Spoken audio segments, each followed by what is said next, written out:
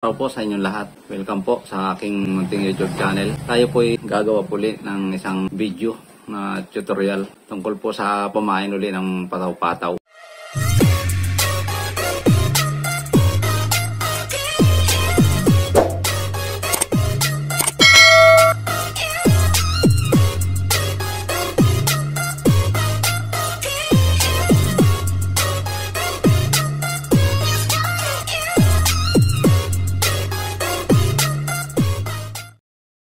Bago po kaming natuklasang yari o forma ng pamain na magandang dawihin. Nasubukan na po namin ito mga kabantay. Ito po hindi na nakalagay sa cotton band. Doon sa una kong tutorial mga kabantay ay nakalagay sa cotton band yung ating tirilin doon nakatali. Ito po nakadirekta na doon sa kawil kasama na sa pagtali. Ito po mga kabantay, ganitong yari ngayon ng mga bagong namin pamain sa pataw-pataw. Yan. Ito po ay gusto kong i-share sa inyo. Ito po ay talagang nasubukan namin na magandang dawihin. Mas maganda itong dawihin kasi doon sa dati kong yaring pamain na pinakita ko doon sa una kong tutorial. Kaya kung gusto ninyong masubukan mga kabantay, yan, panoorin mo itong video ito at subaybayan ninyo kung paano kong gawin ang ganitong ano. Simple lang po itong paggagawa nito. Kaya gusto ko pong ituro sa inyo para mapakinabangan din nyo kung interesado kayong gayahin. Siguro po nasubukan na ninyo yung primerong yari natin na pamain yung nakatali sa cotton band. Pero yun ay kinakain din po ng gulyasan. Kumbaga dinadawi rin. Pero sa subok namin, talo yun ito. Mas magandang dawihin itong ganito. Itong ganitong forma ng pamain. Kaya gagawa tayo ngayon mga kabantay ng ganitong forma. Ang gagamitin po natin kung ano itong tirin ulit, titimpla po muli tayo ng panibagong kulay, kombinasyon ng ating pamain. Ito po ang mga kailangang kulay na ating gagamitin. Kung maraming kulay po ito. Pero pag nangyari ito, kulay blue rin, masol din ang kayarian ng pamain. Yan, ilang kulay. Ito. Itim, violet, saka sky blue, saka light blue, saka pula. Ganun din po ang timpla nito doon sa ating unang ginawang pamain. Iba lang ang forma niya, ang pagkakayari. Yan, subaybay nyo mga kabantay para mapakinabangan ninyo ito kung interesado kayong gumawa ng ganitong forma. Umpisahan po natin sa kombinasyon ng kulay.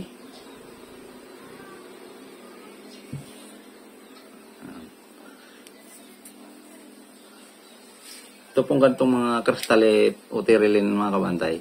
Ang kinukuha namin, itong pinakanghilatsyan niya sa pataas. Yung isa po, pinong-pino. Medyo malambot ang pagkatela niya. Yung medyo matigas po. Itong medyo matigas ang kinukuha namin. Pero pino din ito. Yan. Matitingnan yung kristalit na ginagamit namin.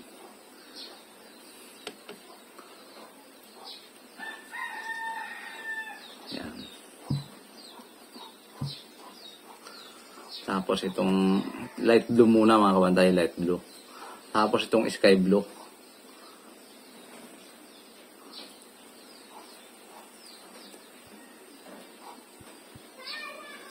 Yan.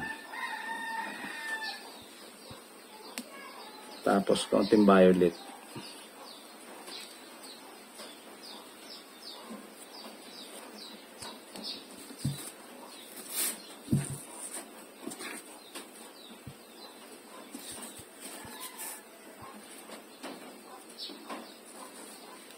Yan, konting violet mga kabantay.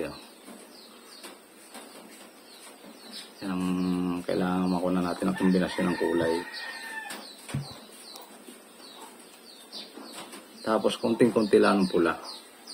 Ito kung titinin mo kabantay, doon sa aking ginawang tulunan ng pamain, yung pangpahila. Halos parehas yung kombinasyon ng kulay nito mga kabantay, itong aking timplang ito. Tapos itong dark blue.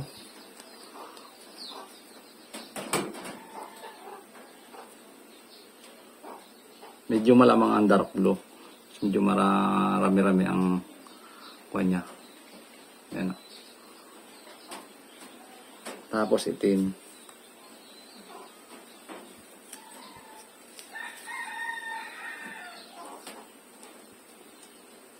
Yan. Tama ko yung timpla ng ating kuan, kompleto na yung ating tinimplang kombinasyon na Terilin. Yan, masol siya na ma-violet.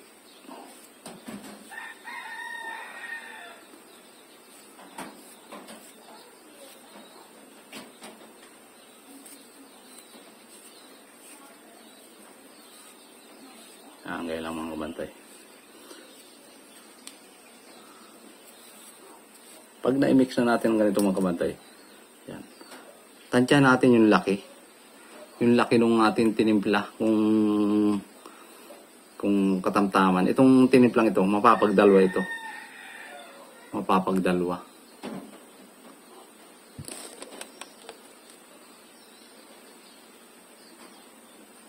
Yan. Yan, ganito lang kalaki mga kabantay. Ang pagkakaiba nito mga kabantay, doon sa una natin yari, yung Terilin niya, diretso. Wala siyang tupi. Diretso siya, mahaba. Oh. Halos ang haba niya ay isang tamuro natin. Mga 6 ang haba. Ayusin lang natin ang ano. Yan, ganyan. Tapos lagyan natin ang pakintab. Pakintab namin ginagamit mga kabantay. Ganito. Na-order ito sa online. Sa Shopee. Ito ganito. Ito na po yun, oh. Pinutol-putol ko na po. Yan. Tapos, dalawang klase po mga kabantay. Isang ganito. Isang parang may kaliskis siya. Dalawa nitong parang may kaliskis. Isang itong ganitong pakislap. Dalawang klase ang nilalagay ko mga kabantay. Yan. Yan. Itong mga kabantay ang isang pakislap, pakintab na panlagay natin dito. Yan. Nakalagay na yung mga kabantay ganyan. Kukuha tayo ng kawil. Ang gamit kong kawil mga kabantay ay yung Yamato na number 4. Yan. Kung titingnan niyo yung ito mga kabantay, ito yung di butas. Pero ang ginagawa kong pagtali na dito ay yung parang tali na sa pitpit. Yan yung titingnan ng mga kabantay kung paano kung itali. At gawin itong pamain ng bagong pamain ng pataw-pataw. Yan, ito yung hook, yung kawil. Tapos ito yung tinimpla natin, Terilin. Mahaba ito. Yan, nasa 6 pulgada ang haba nitong Terilin. Yabay natin ng ganito. Yan. Tapos kumuha tayo ng pandaway natin, pinakandaway. Kumagay pandaway, nylon.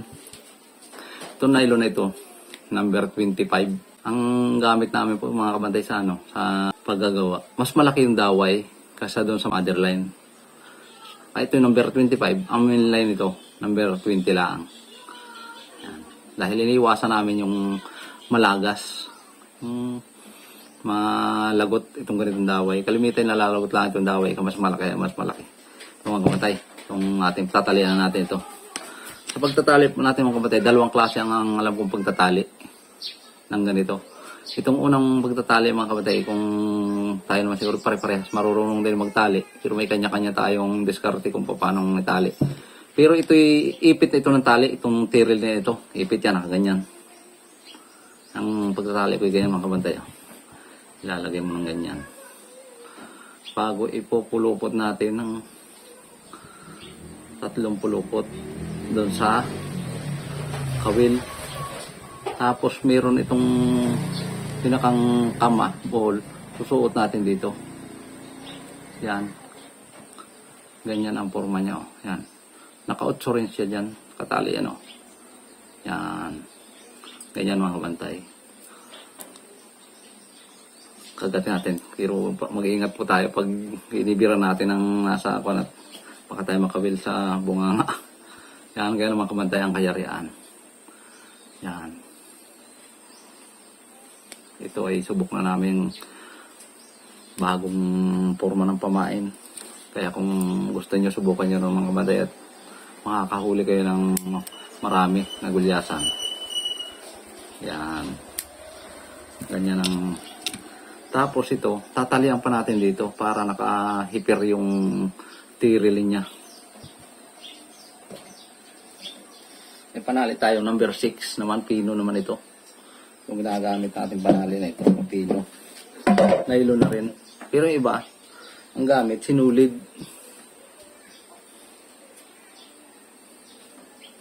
Itong gamit ko nylon para transparent. Kumbaga walang makitang, hindi masyado nakikita. Yan ang kabantayan. Tatali natin na dito sa katawan ng kawil.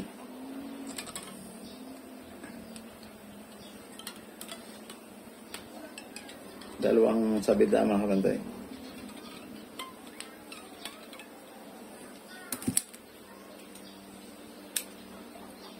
Yan. Yan lang paggagawa ng makabagong pamain. Yan ang mga kabantay, ang kayarian ng ating bagong pamain. Dati ang pagtatali natin, doon sa butas natin itinatali. Nung tayo di cotton band pa ang gamit. Pero ngayon, parang taling pit-pit na kawil na ang pagkakatali nito mga kabantay. Pero di kulikul ito, yung may dibutas.